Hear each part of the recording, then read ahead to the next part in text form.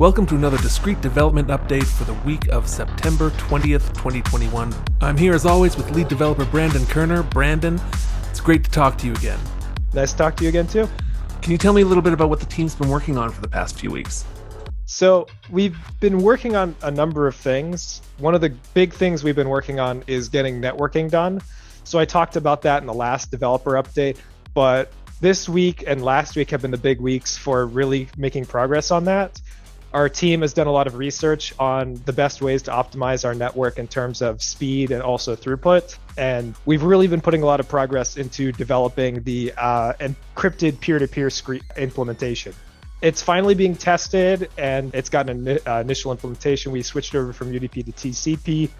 Actually, something interesting we're doing with the peer-to-peer network is we're also creating a web of trust with it. And the way that's going to work is each peer is going to privately keep a number of metrics on every other peer in the network that they're connected to. The way this is designed is that it's going to optimize for both security and also mitigating 51% attacks. Not only is that going to be done with the consensus mechanism and also the weighting mechanism for consensus for honesty and the blockchain state, or in this case, a DAG state, but also on the pure network layer, peers are going to be able to validate other peers based on this internal weighting mechanism. You can think of it almost as a credit score for how good a node operates. What sort of metrics are you measuring? This is going to be based on metrics like latency, whether or not a node spams the network or operates normally, or if it's Byzantine. So we've actually created a series of algorithms to make this work. On top of that, every peer is going to be end-to-end encrypted to basically the maximum amount. So every single message that's sent to a peer through a channel is going to be encrypted, meaning that it's going to be pretty much impossible to take down the network. Well, that's good news. Or even censor the network. Okay, great. What else have you been working on?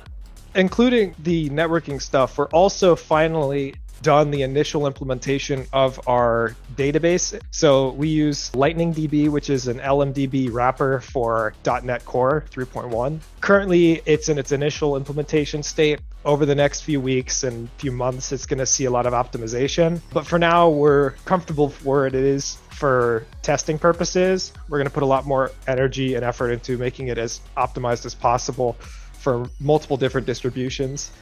In addition to that, we've also got coin logic. And so actually the database was not only needed for the networking stuff, but also for our coin logic.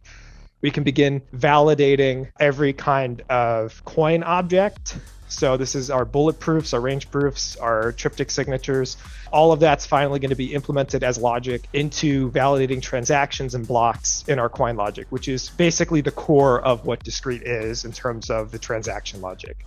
Once all the components are finalized, we'll actually begin writing code to basically integrate all these services together, and that's what's going to be Discreet. And we'll be able to operate that on the testnet and see how to actually go forward with optimizing not just the network, but also everything else to make Discreet as fast, secure, and efficient as possible. Great. Looking forward to that testnet. Same.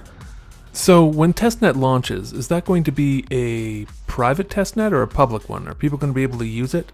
Initially, it's going to be a private testnet just for testing initial things. But once we get a lot of parameters optimized and implementations working as best they can, then we'll switch over to a public testnet. And users will actually be able to use a test version of the Discreet coin.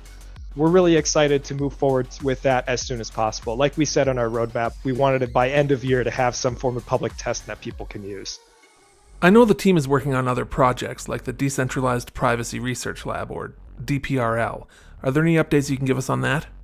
We have a lot of stuff going on behind the scenes in terms of other things that we're working on that can add to the Discreet ecosystem regarding the DPRL.